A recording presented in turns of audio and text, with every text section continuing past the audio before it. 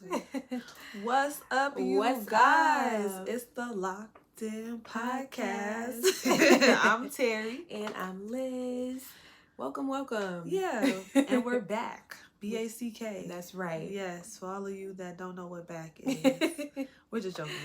But we having a good you know, time if already. you follow us on IG, you know what we talking about. Yeah, hopefully. Yeah, you better be. Hopefully. Stop playing. I better represent. You a hater. Right? If you're not. If you're not at least represented that you know. Okay. Like, come on. And also, join the conversation. That's all. Please. We're just waiting for people to join the conversation. Because it's yes. cute to view it.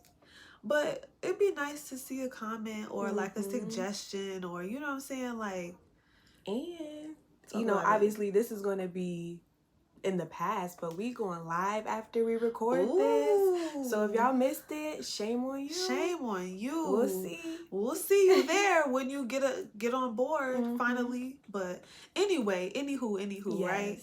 We have a good topic today. I am excited. I'm excited to talk about this.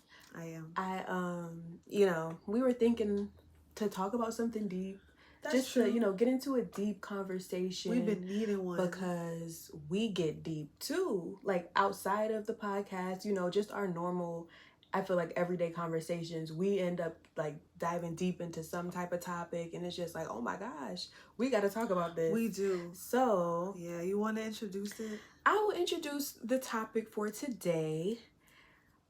It is religious shame and experiencing religious shame as we've grown into our adulthood and womanhood at the same time. So that's something that has definitely impacted my life a lot. Just having, you think so? Just having, that religious aspect, or you know, that side of things that's always comes into play, like with things. So I don't know if I'm making sense, but you're making sense. What I mean? So yes, I don't even know where to start. Where do you want to start? I can start. Okay, so please. I'll start. I want to say that I've experienced it, especially with getting piercings, because like how we were raised, we were not even allowed to wear jewelry. We couldn't do certain things. So it's like I had never had my ears pierced. I had never worn necklaces, bracelets. I had never done anything like that. And if I did, it would be like on a very, very, very, very low scale of things. Even today, I was very into trying to figure out, well, how was I going to present myself with this topic? That's true. You know, like I it was my a little big modesty. Yeah, I know what I'm talking about. Right, no, but it's like, why do I feel so wrong to be individually myself? Like, and it's not that I'm trying to go against rules, because that's not what I'm saying. What I'm saying is like, dang, as me alone when nobody's around, this is how I feel. This is what I think I should do, because I haven't been shown it's the wrong way until somebody else projects their journey on me. And that's why I always emphasize, no, you're fine. That's why I always emphasize individuality, because when you flock in with a lot of people that are the same as you, where is the growth? And that's where you have to kind of like be able to talk to others that are on the same team, but have a different viewpoint because they're in a different place. And it's okay to be in a different place. Absolutely. Sorry, let you say something. Oh no, I was taking notes so I didn't forget what I wanted to like get back to, like once we get into the conversation. But this is like a little separate from the topic we're on right now. Saying. But yes, I see what you're saying. I had an idea, but I agree. But like if like tying it into the religious aspect of things, it is very, I feel like it's kind of both. Like they want you to be an individual in the sense that you aren't following your like counterpart, like your friends or like people around you. Yes. People around you. Yes. Your and peers. I feel like growing up, that was like stress. Like you don't want to be the same as the bad ones or the sinners. And who are they? You know what I mean? And who are they? So yeah, I feel like, but then at the same time, inside of the church or like the Christianity, you know, it's very much so like you need to be following this and this to the T, and if you're not, there's a judgment that comes with you'll be condemned. Yes. For the rest of like ever. Yeah. Whatever time is existing. And it's very daunting. It is. It is so much to like take in, keep up with, keep track of. Oh man. And like I said, the shame and the guilt that you feel when you don't feel like you meet the expectations of what it means to be a Christian or, you know, someone of faith. And it's like, well, isn't that the point too? Like we were born in sin, so we're going to make mistakes. We're going to, you know, not be perfect and fall in some points. To add to that. Yeah. And I was just going to say, and that's why I always recently have been saying an individual, because just like with us, just because I'm on a different part of my journey, it doesn't mean that I have to drag you with me. Exactly. Or that you have to be with me on that. Sometimes I have to be alone. Sometimes I have to walk alone. Absolutely. Not really fully alone. Yeah. But alone in the sense that you're not going to be able to understand what I'm going through because it's not your journey. It's my journey. Exactly. And I have to respect that too. Like, oh, you can't see it? You can't see what's going on? Like, what? No, I can't see what's going on because it's not my journey. Right. You know? Exactly. So I have to, and that's what helps me keep my peace with it, with others, because it's like, y'all not going to understand. Yeah. So why do I even try to explain what's unexplainable?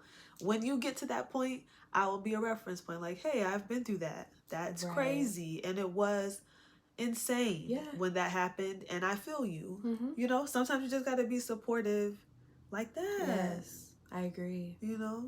I will say, though, I wanted to ask you a question. Okay. Just, you know, off of this topic. Like, what do you remember, like, your first feeling of shame or feeling guilt or judged, like, in your Christian journey? The first time I felt... Or, like, one of the first times. The first time I felt... Oh, it must not be charged. So, I wanted to ask you, do you remember the first time you experienced feeling shame or, you know, like, judged or, you know...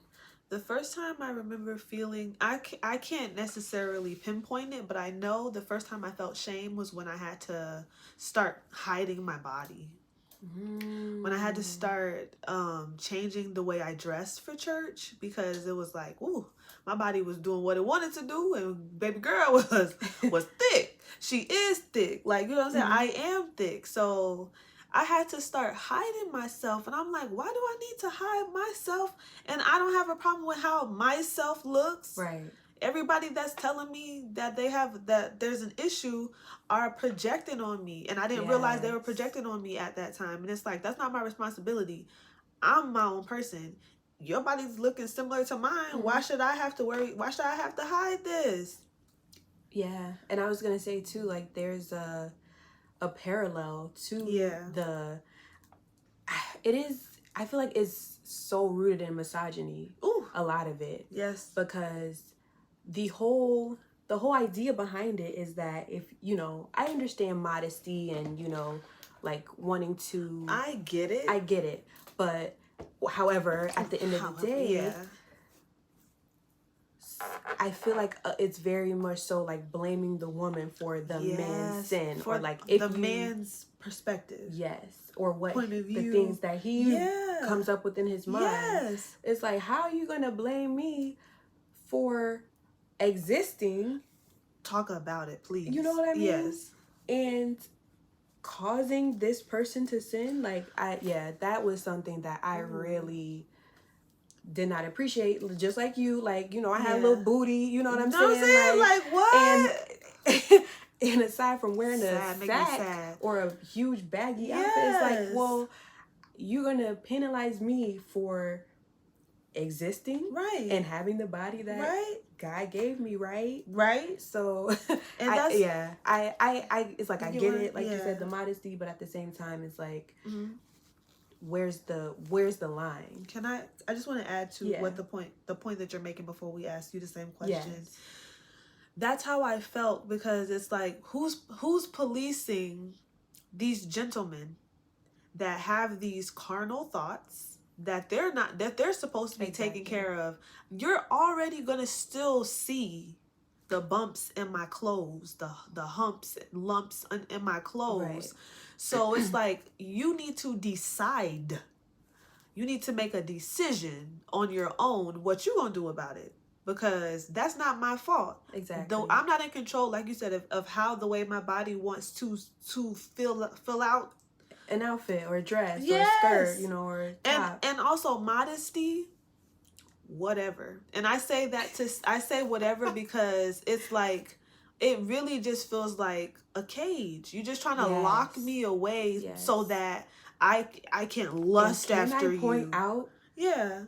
Whenever the term modesty is brought up, who is that towards? You don't ever see them say anything about modesty towards a man. It's always used to describe a woman and a woman's body appearance. Yeah. So it's like, that in itself is wrong, you know. And it's like, as a woman and having that pressure and growing up with that definitely was something that I could relate to as well. Yeah.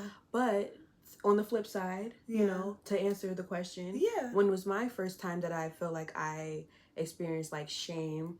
It was honestly when I learned that, like, even thinking about something could be bad or could be seen as a sin. Yes. And I'm like, dang, like, I'm not even doing it and it's still bad. So I'm like, oh my gosh, like, sometimes, and then like I would feel guilty because sometimes thoughts would pop up in my head and I'm just like, well, all right, I'm not acting on it.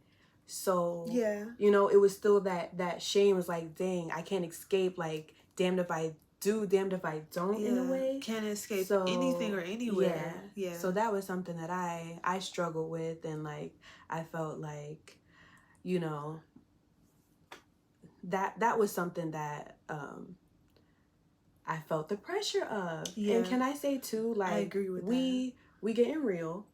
Yeah. You know what I'm saying? And I want to be transparent. Okay. Like, I feel like the shame affected my sex life in a way. Okay. You know what I mean? Like, like having that pressure of like, I need to hold on to my virginity. I need to be pure and holy. And if I have sex, I'm going to be this terrible person. You know, like, we had to keep it real. And it's like, sorry, I kind of fumbled into that, but I just, you know, I try to be delicate sometimes with how I talk about things. But I will say, like, I just know for a fact, like, having that pressure and it being related to our religion and that, you know, like, I feel like being focused, like, it was women that were the focal point of remaining pure. I don't even think it was a focus. I feel like it was an attack. I feel like women get blamed for everything that's seen as bad, especially for me, especially religiously. Like, the woman needs to make sure the man is happy. The woman needs to make sure the house is clean. The woman needs to make sure the kids behave. The woman needs to make sure she is modest. The woman needs to make sure, like, everything is like, is her responsibility. And it's like, everybody else can just walk all over her. Yeah. And when I say everybody else, I do mean the men, because we don't have seminars. We didn't have seminars about modesty for men, and we didn't have seminars about chastity for men. I've never even heard a sermon. Keep in mind, you guys, I've heard many sermons in my life about the promiscuous woman and the, you know, the whore, the scarlet woman, the woman that wears scarlet. I'm just like, you guys, and my whole thing is, who's making her a whore? Exactly. Who's inviting her to become the whore that you guys are so ashamed of her to be? I'll piggyback off of what you're saying. Yeah. Because it's almost as if the thoughts of women are misunderstood, but the thoughts of men are acceptable. Yeah. It doesn't even matter what you're thinking, what you're wearing, what you're drinking, what you're eating, who you are. If you're a man, okay. Well, you get to do that. Right. But as a woman, it's really hard for you. Yeah. Like, I understand the struggle. We get it. And it's just like, we get it. Yeah. Are you kidding me? The excuses that are given. Yes.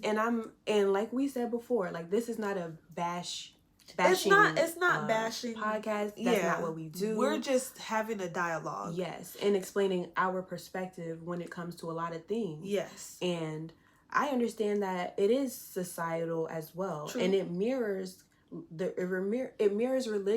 religion. Yes. Even though they say like separation of church and state or whatever, like you could clearly see how, just with how the laws about women's bodies, and it's like, yeah, it's like we could get real deep. Let's get real deep. Let's get real deep. Like the laws that they have on women's bodies, and it's like, well, what is the reason? What is the reason? If we are separating Christianity from the law, or any religion from the law, what is really the reason to police women's bodies in the way that it has been? And are women really safe? Mm-hmm. Are we really safe to be women? You guys, and I say this, whoever this resonates with, mm-hmm. You guys get so upset with whatever a woman does. It's like, are you happy with us? Yeah. When are you happy with us? If your happiness with us is only when we do what you want us to do, please start doing some self-reflection. Mm-hmm. Please start thinking about, why is that? And why do you feel entitled to us like that? Mm-hmm. I feel like that's such a strange idea, because we don't feel entitled to you. I don't feel entitled to men like that. Exactly. I don't try to force myself. If anything, I just want to talk to you. I just want to see how you're doing. Mm-hmm. I want to make sure you're good. But I'm not going to force myself on somebody, which I feel like happens to women. Yeah. And sometimes it's I want to say this correctly. And when I use this word frightened, I don't want people to think, oh, scared and can't do anything. No. I just mean that at certain times in a woman's life, it's frightening to be a woman. Very, very, very much so frightening. Mm-hmm. Because you don't know who's on your side. You don't know who's plotting against you, what their intentions are, if they even have had good intentions for you. And we're out strengthed. We're out muscled sometimes. So it's like, I won't even be able to keep myself safe all the time. That is discouraging. Mm-hmm. And I will say, to tie it in, and I have another thing to say too, but I was going to say, like, that's why it is important to, just like it is with people of color and having our counterparts be allies to us. Yes. That's why it's also important for men to understand and respect that these things do happen, and these things are real, and there's a reason why feminism exists and a reason why women are fighting for rights. Let's say feminism lightly. Yeah. But let me switch gears though, because this is religious shame. That's the topic, right? Talk about it. So I wanted to bring up, getting back to shame that I felt. Uh-huh. I will say getting pregnant. Ooh. That was a big one. And I can't wait to talk about this. Yeah. Obviously, I wasn't married. I, was having premarital sex. Oh my gosh, that's the worst thing. Adultery. So I just, will say, when I found that I was pregnant, like, there was a huge amount of shame that I felt, that I couldn't. And at that time when you got pregnant too. Like, I couldn't be happy? As excited as I wanted to be, and I felt like I did have to hide it because I was afraid of the things people would say or the judgments that I would get, and so that's why I feel like, for me, I didn't even want to show my belly, and like, I know it makes me emotional now because, like, I'm so in love with my son, and like I'm so proud of him, and I'm so happy to have him. So it wasn't, regardless of the circumstance. Yes, it wasn't a shame in that way. Like, I was ashamed of my baby. Yeah. It was more so like, I know what people are going to say about me. I know the judgments that I'm going to get from my own family, let alone strangers and people, religious people who think that, that was something that was so wrong. So that was also another layer to the shame that I felt. And like I said, I wasn't married, wasn't, obviously in a committed, long-term relation. Well, wasn't long-term. I want to piggyback off of what you're saying, especially about you getting pregnant, because that's part of the reasons why I don't have a child right now. Mm-hmm. I've been wanting to be a mother for as long as I could even remember what I thought being a mommy would be. And because of the criticism that you get from your families, because your family, they're going to tell you, going to tell you, girl, they are not afraid. You doing that? You acting like that? They're going to tell you. Especially coming from a West Indian family. Even if they were doing the same thing. Even if the same thing happened to them in the same way, they will sometimes judge you as if they had never experienced anything like that. So I'm saying this to say that when you got pregnant, I made sure to tell you, if you got to come back, if you need help, if you need anything, I am here for you. I love you. Yeah. That is not a mistake. Mm-hmm. Yes, and I never felt like it was a mistake, but obviously I understood. I can understand the risk coming with that. And yes, and I was like, I remember I would get so mad at you when you would tell people I was so happy though. And I was so happy. I wanted that excitement and I wanted to feel that, but I just had that in the back of my head, that shame and knowing the judgment that I would get. And honestly, I got the least judgment from people at work and people that weren't, super religious and things like that. It was just like, oh, that's awesome. And I wanted to be happy, but it was hard. I just want to say, I had contemplated abortion for years. Like whether you would get one? Yes. Because of, I'm not crying, just my eyes itching right here. Because of religious shame. And I felt ashamed having to contemplate that. Yeah. Because, of course, the solution would have been to be abstinent. But at that time, I was learning about life and learning about myself and trying to figure out who I was. So yes, I would be abstinent in times, and then in times when I was having sex or premarital sex, whatever you want to call it, I was also looking for ways out of not having to deal with the pregnancy shame. Yeah. But I had no idea that you were thinking like that. Yeah. But also because I had my own experience, that's why I was like, well, girl. Exactly. And you got me in your mentioned corner. It in the getting kicked out episode. That's true. Where you talk about the reason behind it. Which is the sex. It was sex. having sex at a young age. I wasn't necessarily.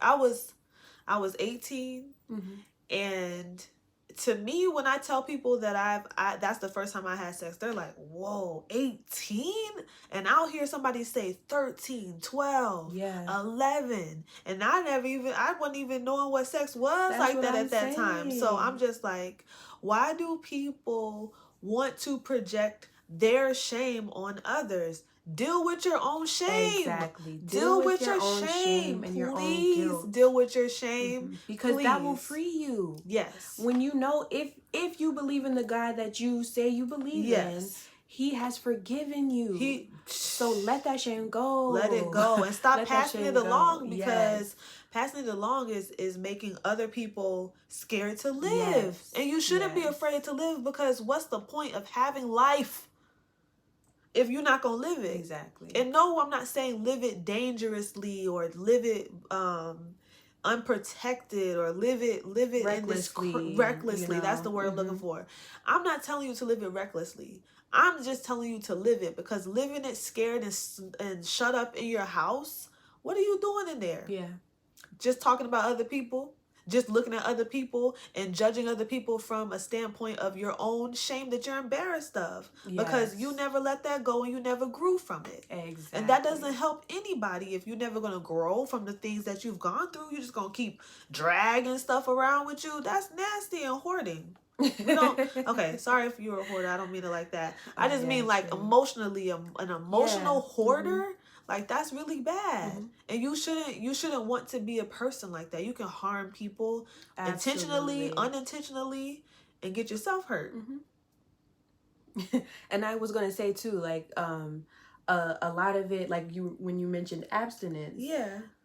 I feel like sometimes that is an unrealistic thing to push to young people, especially when you're not really explaining, like, look, this is what's really happening. Like, this is just, you gonna feel some things in your body. Yes. You gonna feel some urges. You gonna want to do something. Yes. And it's like sometimes it's hard to just say abstinence is the only option, because that is dangerous. I will say that is dangerous, because then you have kids being reckless, right? Not understanding how you can get pregnant, not understanding sex, not, making mistakes and having thinking, that won't happen to me. You know what I'm saying? Yeah. And not really getting it. Yeah. So it's like, in place of education, you're pushing abstinence when you could be doing both. That's my point. Can I say this too? I especially want to say, I'm not a parent, but I feel like when you're not leading by example, if you're not explaining, it's hard. It's going to be difficult. You have to tell your children or whoever's listening to you and taking your advice, you must tell them how realistically something is hard. Because how you yourself fell to the temptation. Right. But then mad at somebody else for doing? For falling too? Well, you didn't even give me enough instruction to help me to not fall. Exactly. You basically left me to fall. You hoped I would fall so that you could shame me, and that's a shame. Very much a shame. How do you send someone out into the world with no information? Then when they come back because they had no information and now they messed up. Now you just I told you. Now you want to shame them and push them out? Oof. That is when you hold them closer and pull them closer.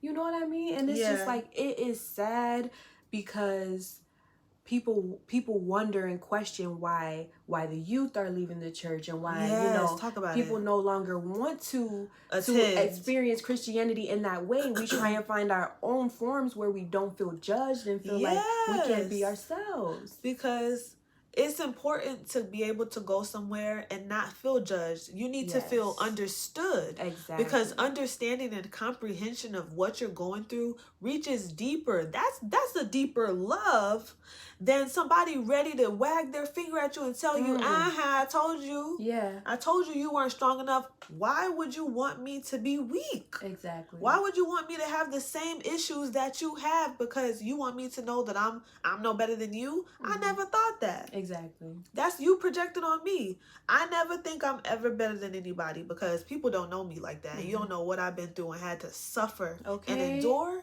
I don't got time to be worried about who care about what. Exactly. If you don't care, I'm happy for you. I've had times where I had to care too much.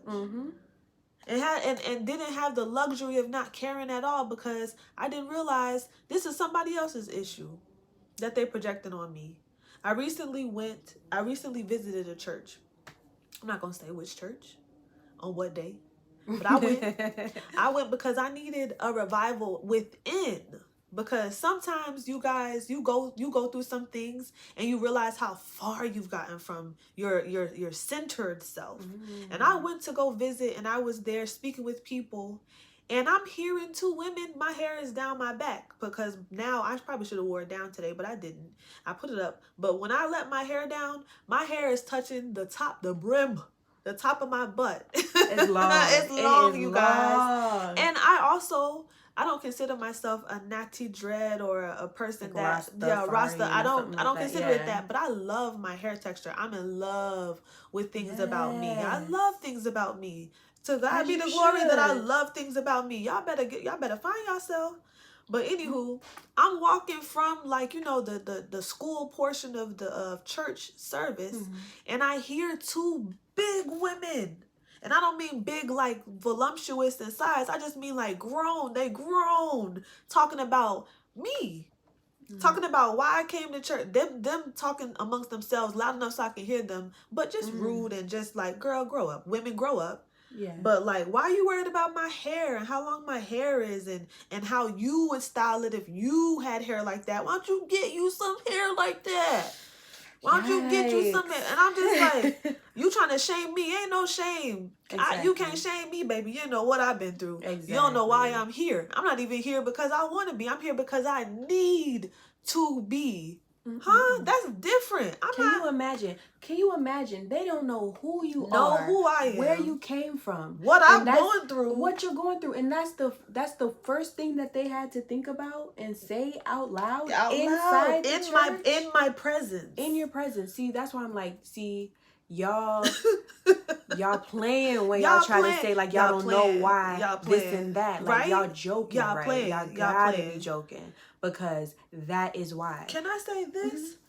Youth is wasted on the old because they forget what it's like to be youth. And when they forget what it's like to be youth, that's why it's a shame to be around them when they try to shun you and bun you because they think you doing something wrong. And it's like, look at the journey. You've been there. But you've been there. So you should understand where I'm at. Why you don't understand where I'm at? Why is it passing you so hard?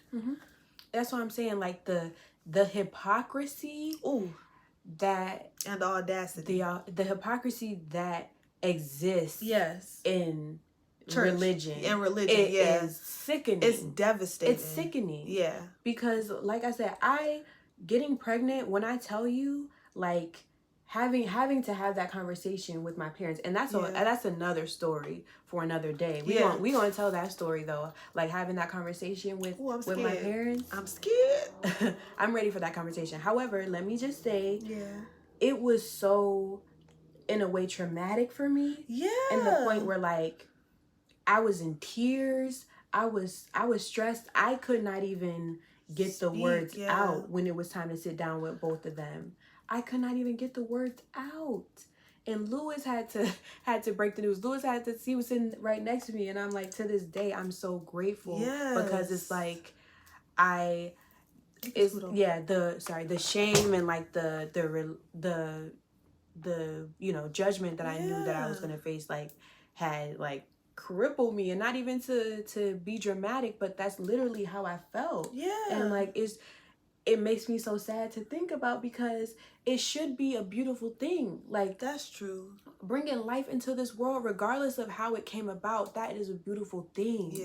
And it's like I wish that elder people and senior people who are supposed to be our counsel and supposed to be counseling us, and you know what I'm saying, and helping us to live a better life and to break and to like that's the point, to not make the same mistakes and things like that. But it's like, if and when you do, let me tell you how I got through it, as opposed to shunning me and pushing me away. You know, so that's something that I just remember, and like I hope to not be a hypocrite if the time comes and I have to, you know what I mean? Like be in the same position. But that brings up when I was being a hypocrite. Remember when I was mentoring that girl and I was upset that she had lost her virginity, and I was pissed, you guys. I was like, I told you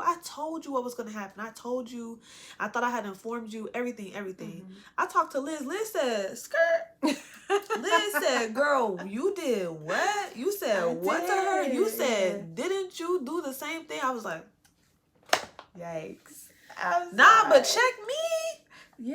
Because my whole thing is like, I am not trying to be in that way. Exactly. I had to go back and apologize. I had to go back and tell her, you know what? That was my bad. That was my mistake. I disrespected you, and I should have shown you love and understanding versus trying to get mad at you. And in that situation, I get where the anger comes from. I was gonna say, but that is not what I should have used to talk to her. My emotions, my reaction to it. Of course, I'm allowed to be upset, but I'm not allowed to take my anger out on her in that way. If she's doing the same thing I'm doing, right? That don't even make sense. Exactly. Or doing the same thing I've done. Yes. And that's why I did have to have that conversation with you, because I knew it was coming from a loving place. Right. And just like it is with the people who are older than us and trying to tell us these things, but it's like the love stops when you don't come back and apologize, or when you don't come back and say like, you know what, I was wrong. Yeah. The reaction that I had was coming from a loving place. Yes. However, it wasn't shown in that way. And let me tell you, I've been there, and it's gonna mistakes are gonna happen, and, whatever the case. But it's just like, why you just want to come and say how bad that was, how terrible it was, but nothing else. And on top of that, even if you didn't do the same thing, where's the compassion? Because not everybody is perfect. True. You know what I'm saying? It don't matter if you lost your virginity or did the same thing, right? So it's just like, come on now. That's true.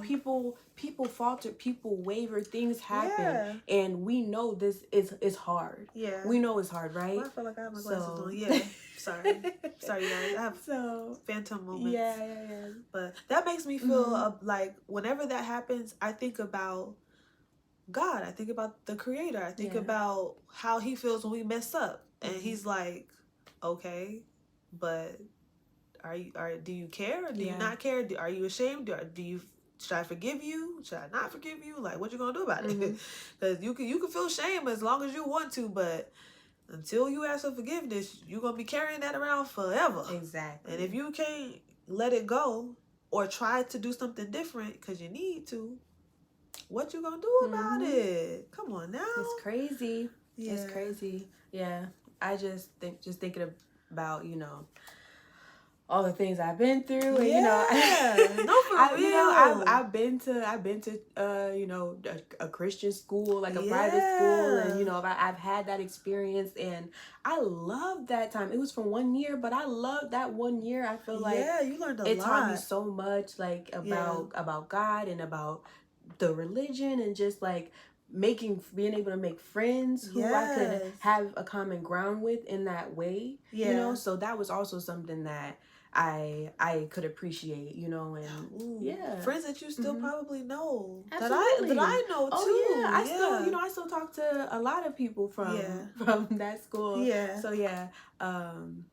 good times. Yeah, shout out to you guys. Shout out to y'all. Like I feel like the friends that you've made always like show me love. So I'm like, I always be hyped to just find out if they're doing something new, what they got going on, blah blah blah. So do you have any more questions? Because we could end it. Yeah. How long can you? It's almost 40 minutes. Oh, okay. Which I feel like is a good spot. It's good. Yeah. I just wanted to say my piece, but I will say I definitely want to talk about that my pregnancy story, just because it was good, and I like this conversation, and I hope like people, if you're older and you also like religious, please try and take away the positive things that we're trying to say.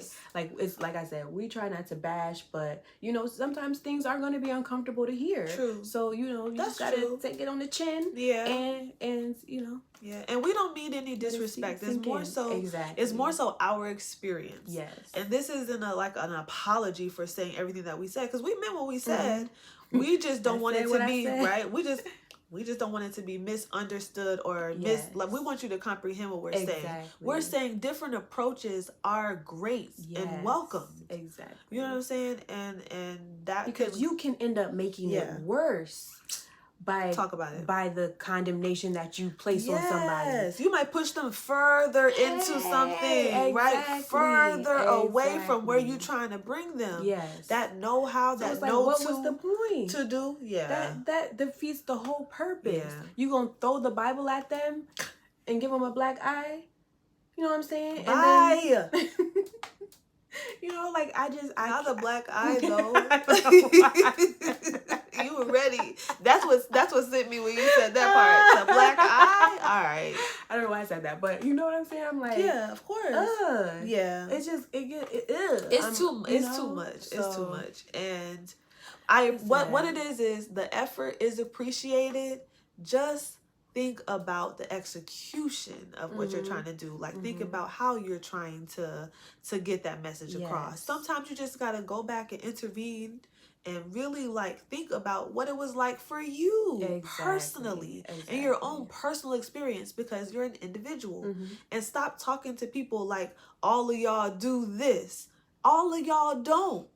It's you that do it, and you're putting it on everybody else. Exactly. So stop doing that. Ugh. Yeah. But hopefully, like I said, if you are one of the people we're talking about, you know what I'm saying? Please get past the anger or whatever or uncomfortability you feel, and try and take away the message that we're coming with. Get past the, you know, like just like that. I wish I could find her video, but maybe we can tag it in the comments that the girl shared, where she was talking on Instagram. You shared it to me, where she was like, someone commented that her makeup or whatever, they couldn't get past the message that she was saying because of she had her face done up.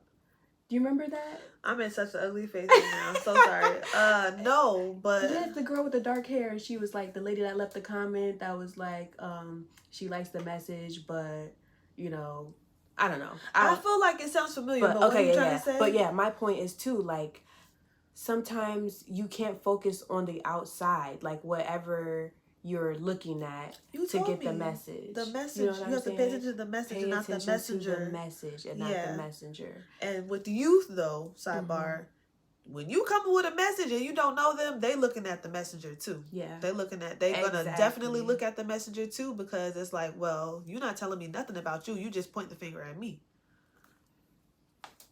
But we'll see y'all later. Yeah. I mean, you know what I'm saying? Sorry. We could go on and on and on. We really can. We try to keep these kind of cute and short a little bit, you know? So we'll definitely keep the conversation going in the comments. Like, let us know your thoughts, you know, like what have you experienced in the religious world, or, you know, like even in the outside of the religious world, like shame just from society, you know, because like I said, it does mirror each other. So it does. I would love to hear your thoughts. I would too. You know, and we'll see y'all next time. Check us out. We about to go live. You know, we'll see y'all there. Yes. Bye. Bye. What? LOCDIN. Locked in. Locked in. Locked in.